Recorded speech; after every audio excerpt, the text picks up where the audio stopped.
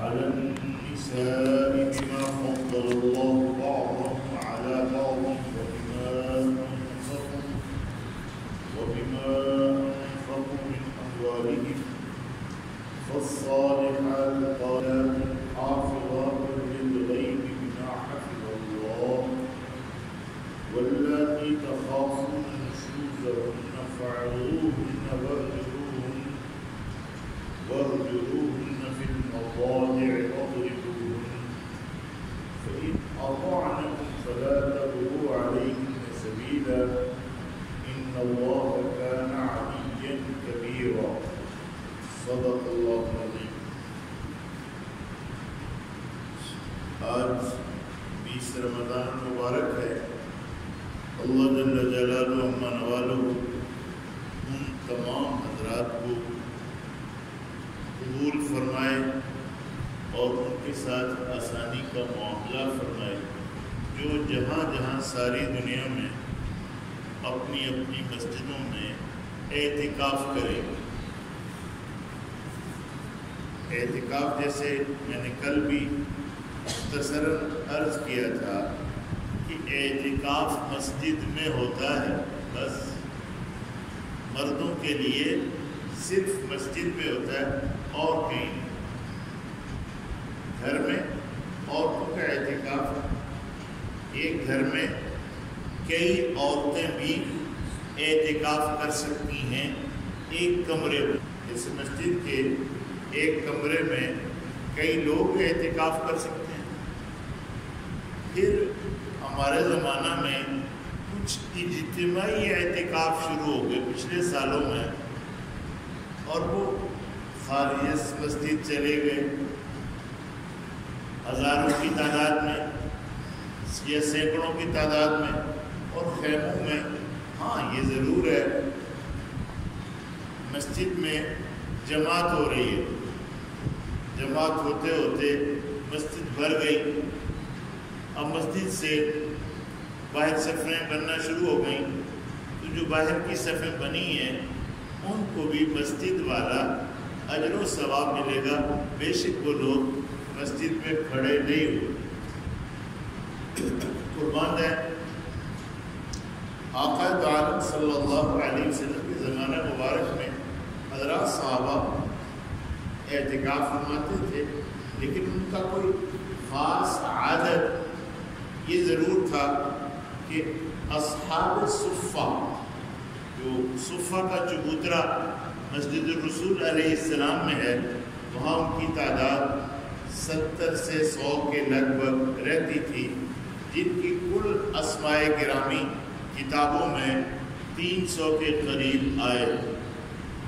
اور یہ جو اصحاب صفہ ہیں یہ وہ لوگ ہیں جو رسول پاک صلی اللہ علیہ وسلم کے مہمان ہوتے تھے. کہیں سے کچھ آ جاتا حضور علیہ السلام ان کو کھلا دیتے. ایسا ہوا کہ حضرت ابو ہریرہ رضی اللہ تعالیٰ عنہ بھوک لگی ہوئی تھی, کچھ نہیں تھا, ایک پیالہ دودھ کا آیا. قربان جائے آقا دو عالم صلی اللہ علیہ وسلم نے ابو ہریرہ سے فرمایا کہ جاؤ اصحاب صفہ کو بلا لو. جب اصحاب صفہ کو بلایا تو ان سے فرمایا کہ ان کو پلاؤ. اب وہ سب کو باری باری دیتے رہے. یہ حضور پاک صلی اللہ علیہ وسلم کے معجزات میں سے ہے. سب کو باری باری دیتے رہے حتیٰ کہ 70 لوگوں نے اس دودھ کو پیا. دودھ باقی تھا. حضور پاک صلی اللہ علیہ وسلم نے ابو ہریرہ کو دیکھا اور فرمایا کہ ابو ہریرہ اب کون کون باقی؟ جی حضور اب تو میں اور آپ ہی ہیں. آپ نے فرمایا ابو ہریرہ اب تم پیو. ابو ہریرہ رضی اللہ تعالیٰ نے دودھ پینا شروع کیا. پیتے جا رہے تھے یہاں تک کہ سیر ہو گئے. حضور علیہ السلام فرمایا ابو ہریرہ اور پیو. کہ یہ اللہ کے حضور اب تو میں اپنے پیٹ میں دودھ کے جانے کا راستہ بھی نہیں پاتا. کہ جس راستہ سے دودھ گزر جائے، دودھ تو مایا ہے، گزر جاتا ہے، تو میرے پیٹ میں اتنی بھی جگہ نہیں رہی کہ دودھ گزر کے معدے میں چلا جائے، مفہوم یہ ہے۔ تو پھر حضور علیہ السلام نے آپ کا جو سب صحابہ کا بچا ہوا تھا وہ حضور علیہ السلام نے پیا۔ تو حضور علیہ السلام کے قربان جائیے، آپ امت پر سب سے زیادہ شفیق، آپ مشفق انسانیت، کسی کی تکلیف آپ کو گوارا نہیں ہوتی۔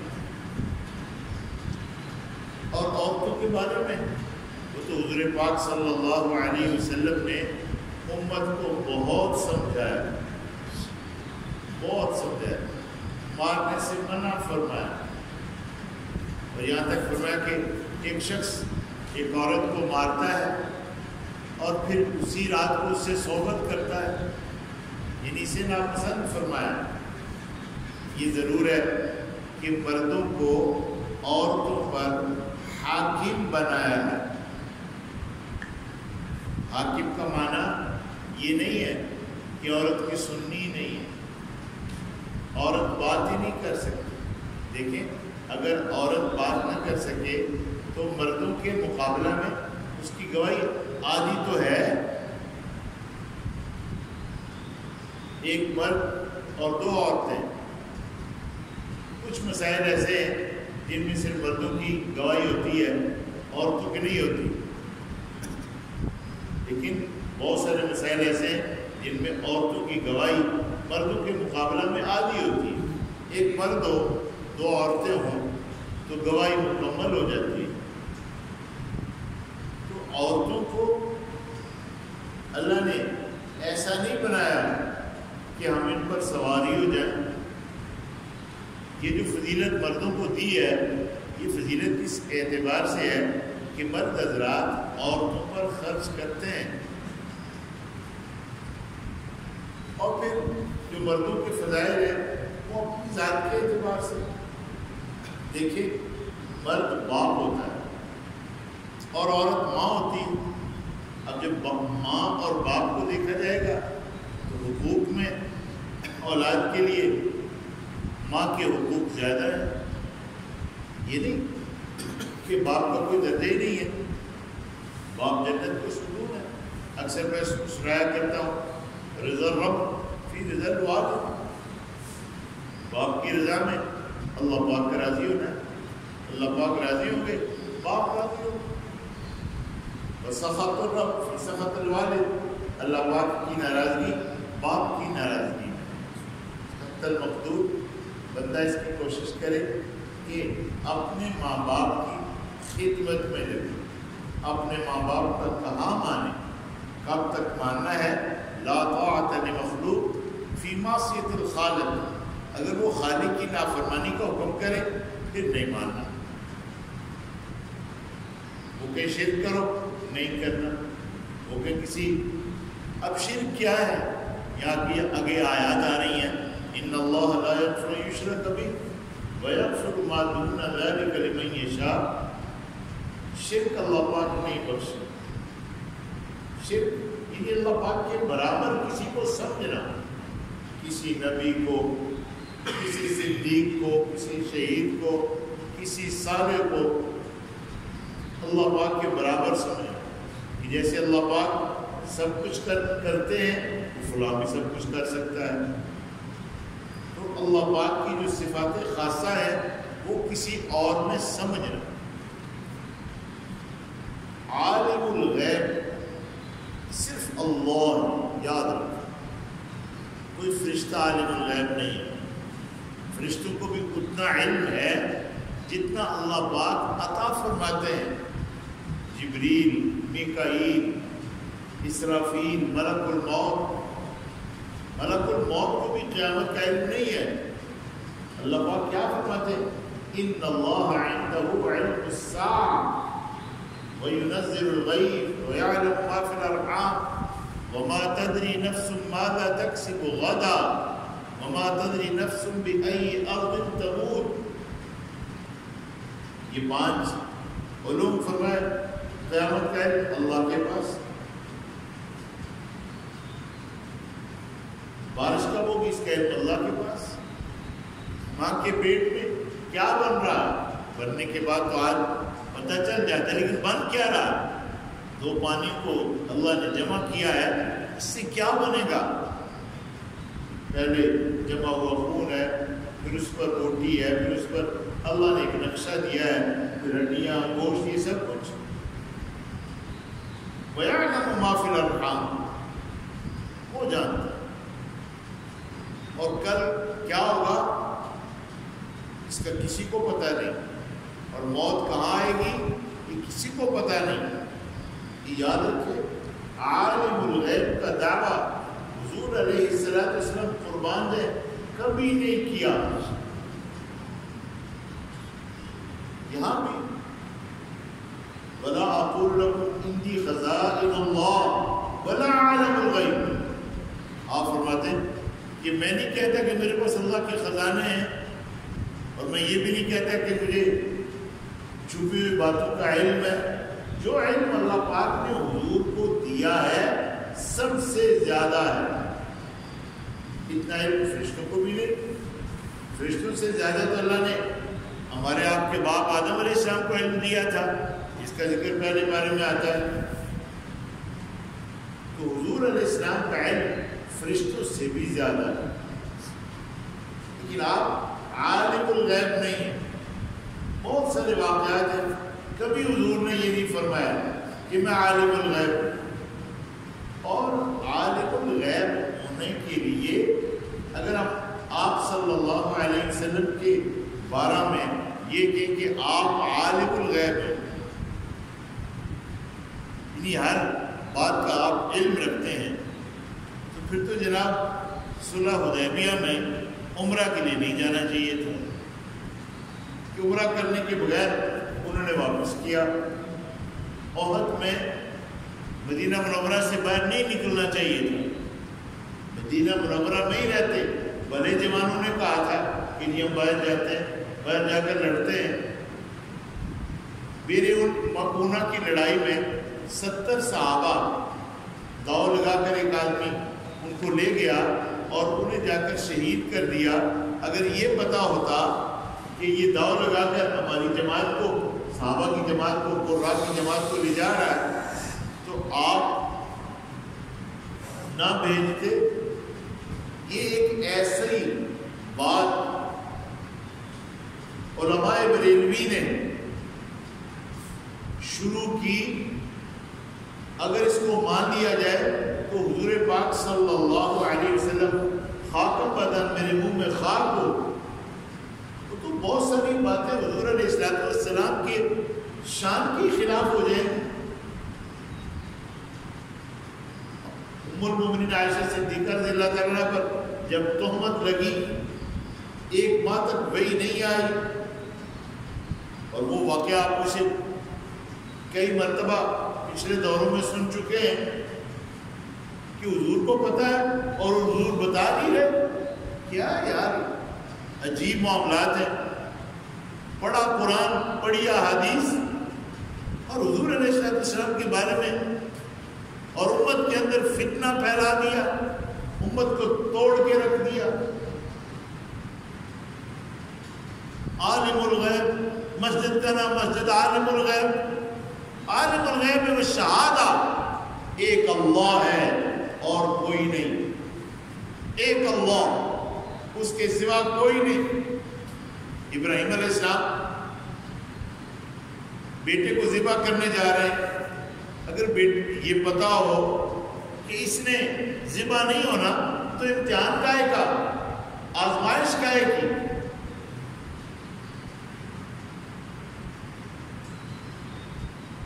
ابراہیم علیہ السلام نہیں جانتے تھے کہ میرا بیٹا ذبح نہیں ہوگا، ذبح تو جنت سے آئے وہ مہنگا ہوگا. جبریل نہیں جانتے تھے، آسمانوں کے فرشتے نہیں جانتے تھے کہ ہونے والا کیا ہے. اللہ پاک نے اس امتحان کو، اس آزمائش کو بڑی آزمائش فرمایا. اور پھر جب ابراہیم علیہ السلام آگ میں ڈالے جا رہے تھے، فرشتے آئے ہیں، فرشتوں کو پتہ نہیں کہ آپ کے ساتھ کیا معاملہ ہونے والا ہے۔ عالم الغیب کوئی نبی نہیں، جب نبی نہیں تو ولی کون؟ ساری دنیا کے اولیاء اللہ مل کر ایک صحابی نہیں بن سکتے، سارے صحابہ مل کر ایک نبی نہیں بن سکتے، سارے نبی مل کر ہمارے آقا حضور نہیں بن سکتے۔ تو عالم الغیب و شہادہ صرف اللہ کی ذات ہے۔ ابراہیم علیہ السلام کا بیٹا کسی کو پتہ نہیں، ماں کو پتہ نہیں، حتیٰ کہ شیطان جس نے کہا تھا کہ وہ ذبح کرنے جا رہا ہے، جو بڑے علم کا دعوے دار تھا، اسے بھی پتہ نہیں۔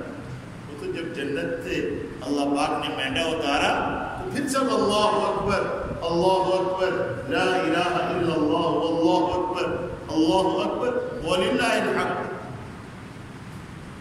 اگر کوئی آدمی یہ کہے کہ حضور علیہ السلام اللہ کے بعد سب سے زیادہ علم رکھتے ہیں، یہ حق ہے۔ آپ قرآن کا علم رکھتے ہیں، یہ حق ہے۔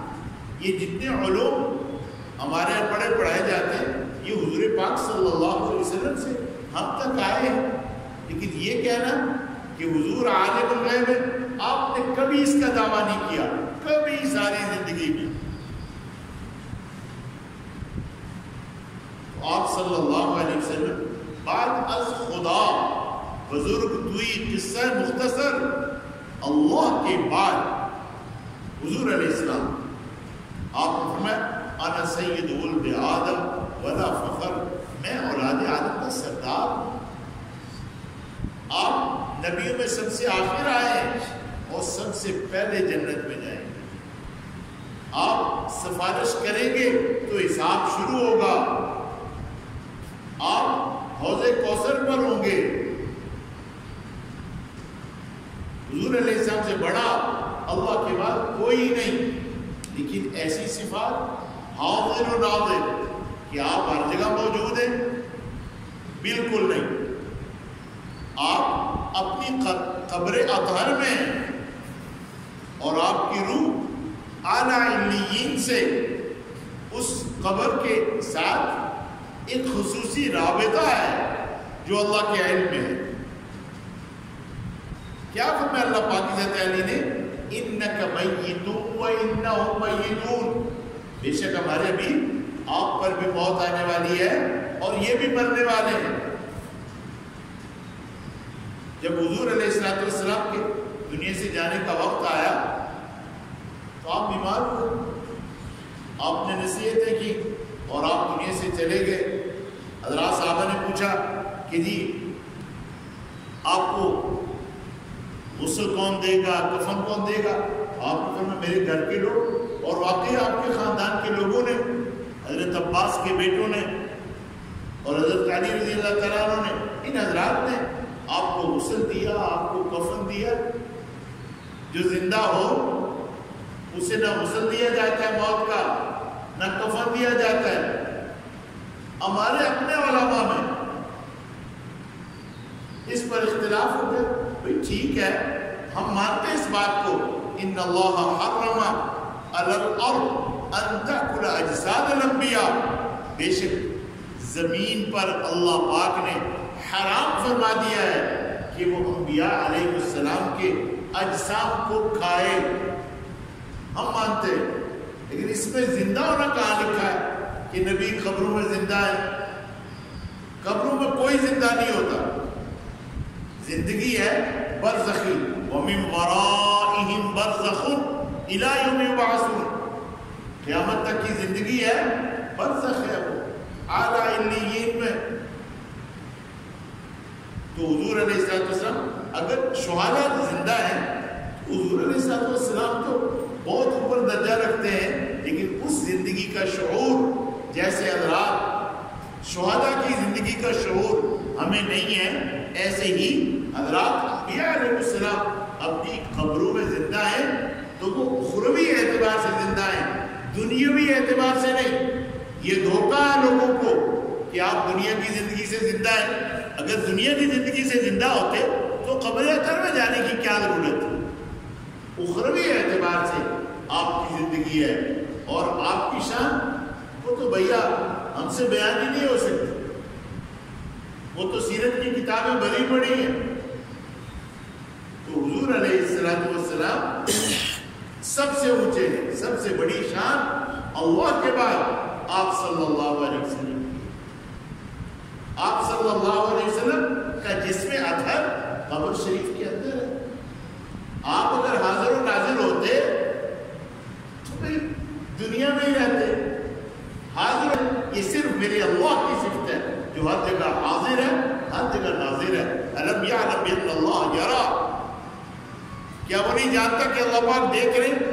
اور کبھی حضور نے یہ دعویٰ نہیں کیا میں حاضر بھی ہوں، میں ناظر بھی ہوں۔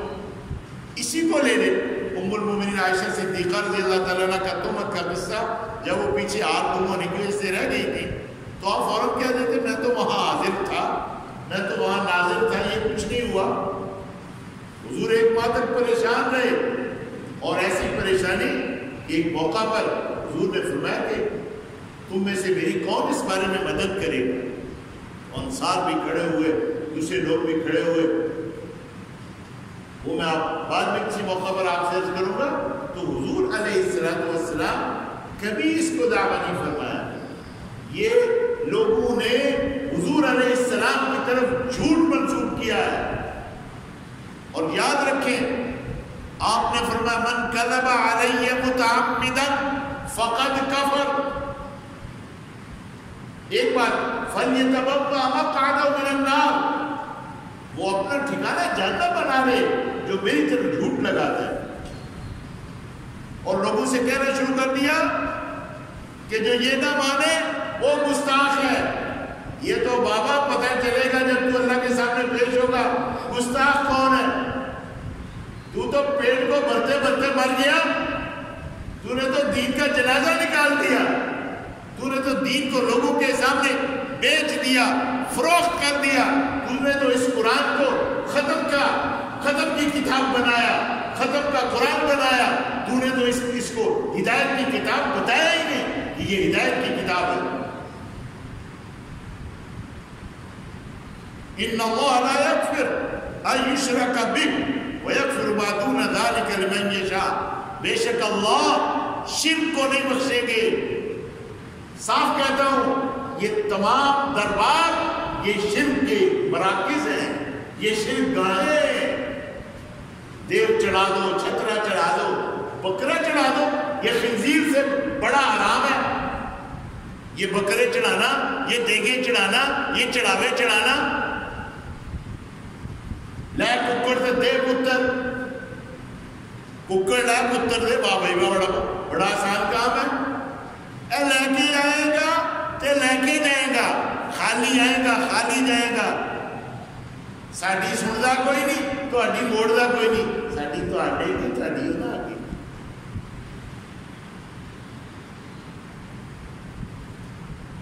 سروں پیروں ننگے ہیں، سارے نالوں چنگے ہیں، منگی پینی کھائی چھوڑنے ہیں، سائی نالوں جلگا بجائی چھوڑنے ہیں، باتیں بنائی ہوئی ہیں، کوٹ پیتیاں تے رب نال گلاں کیتیاں۔ یہ کیا ڈرامے ہے؟ یہ کیا بدماشی ہے؟ اور دین ہے کوئی مذاق تو نہیں ہے؟ اللہ کے دین کو تم نے یہ بنایا، مر جانا چاہیے۔ اس سے بہتر ہے کہ اللہ کے دین کے ساتھ فراڈ، اس اللہ کے ساتھ جس نے تمہیں ماں کے پیٹ میں کھلایا، باہر آتے ہی ماں کے جسم سے پلایا، اور تمہیں اپنے ماں باپ کا محبوب بنایا، اور تمہیں وہ دیا جو تمہیں گمان بھی نہیں تھا، اور تم یہ کرتے اپنے اللہ کے ساتھ۔ ان اللہ لا یغفر ان یشرک بہ، اللہ پاک شرک کو نہیں معاف فرمائیں گے۔ اس کے سوا بڑے سے بڑے گناہ، وہ ایک بڑے اللہ والے تھے، ان سے کسی نے کہا مجدد صاحب اس سے بڑا کوئی گناہ ہو سکتا ہے کہ ایک شخص اپنے باپ کو قتل کر دے؟ قتل کرنا اتنا بڑا گناہ ہے؟ اللہ پاک فرماتے ہیں اسی 5ویں پارے میں وَمَن يَقْتُلْ مُؤْمِنًا مُتَعَمِّدًا فَجَزَاؤُهُ جَهَنَّمُ خالدا فيها وغضب الله عليه ولعنه وأعد له عذابا عظيما. قتل اتنا بڑا گناہ ہے، جس نے کسی مومن کو جان بوجھ کر قتل کر دیا تو قاتل کی سزا جہنم ہے، جس میں وہ ہمیشہ رہے گا اور اللہ کا اس پر غصہ ہوگا، اللہ کی اس پر لعنت ہوگی اور اللہ نے اس کے لیے بڑا عذاب تیار کر رکھا ہے. یہ قاتل تو باپ کا قاتل، اور پھر باپ کے سر کو جدا کرتا ہے، پھر سر کی کھوپڑی الگ کرتا ہے، پھر اس میں شراب کے بنانے والوں میں اور اس کے سارے انتظام کرنے والوں میں 9 لوگ آتے ہیں جو سب پکڑے جائیں گے. پھر باپ کی کھوپڑی میں شراب پیتا ہے کہ حضرت اس سے بڑا بھی کوئی گناہ ہے؟ فرمایا ہاں، اللہ کے ساتھ شرک کرنا اس سے بھی بڑا گناہ ہے. وہ گناہ تو اللہ پاک چاہے معاف فرما دیں گے، لیکن شرک کا گناہ اللہ معاف نہیں کریں گے. اپنے آپ کو ان شرکوں سے بچا لیں، ان شرکیہ کلمات سے، ان شرکیہ جملوں سے بچا لیں. بنائے ہوئے ہیں اپنی طرف سے عجیب بات، یہ فلاں سرکار، یہ فلاں سرکار، فلاں سرکار، یہ چینے گھوڑے والی سرکار. میں 6 دنوں میں مجھے کسی نے وہ یقین کرے تصاویر بھیجی، ہو سکتا ہے میرے واٹس ایپ میں موجود ہو، اور ایسے ایسے نام لکھے ہوئے تھے میں آپ کو بتا نہیں سکتا، اور کچھ شرم کی جگہ کے نام فلاں جگہ والی سرکار. تو ہم دین وہ ہے جسے ہمیں ماننا ضروری ہے، اور وہ کیا ہے دین؟ جمیع ما جاء بہ النبی صلی اللہ علیہ وسلم، جو حضور لے کر آئے ہیں وہ دین ہے. بس کتاب اللہ و سنت رسول اللہ، اللہ کی کتاب، حضور کی سنت. میں عرض کیا کرتا ہوں کہ سنت کو چھوڑ کر بدعات کو اختیار کرنے کی ضرورت کیا ہے؟ سنت حضور کا طریقہ ہے. اور بدعت کیا فرمایا؟ کل بدعت ضلالہ، ہر بدعت گمراہی ہے. وکل ضلالۃ فی النار، اور ہر گمراہی جہنم میں لے جائے. بدعت، سنت کو اختیار کرے. سنت کے اندر نورانیت ہے، سنت کے اندر روشنی ہے، اور بدعت کے اندر گمراہی ہے، ظلمت ہے. توحید کو لیں، توحید کے بعد شرک، یہ کیا بھائی؟ اللہ تعالیٰ مجھے آپ کو صحیح سمجھ عطا فرمائے، اور مجھے آپ کو اللہ پاک اپنی ذات عالی کا محتاج بنائے، اور جو عقیدہ اللہ پاک کو پسند ہے اللہ پاک مجھے آپ کو عطا فرمائے. وآخر دعوانا ان الحمد للہ رب العالمین. الحمد للہ رب العالمین والعاقبۃ للمتقین والصلاة والسلام علی سید الانبیاء. اے اللہ ہم سب سے راضی ہیں. اے اللہ امت مسلمہ پر یہ کورونا کی شکل میں جو آزمائش آئی ہوئی ہے اللہ پاک اس کو ختم کر. اے اللہ امت کے بے شمار لوگ پریشان ہیں، ان کی پریشانی کو دور فرما. جو مقروض ہیں ان کے قرضوں کی ادائیگی سودیں پیدا کرنا. جو دنیا سے جا چکے اللہ پاک انہیں جنت الفردوس میں جگہ عطا کرنا. ان کی قبور کو جنت کے باغیچے بنا.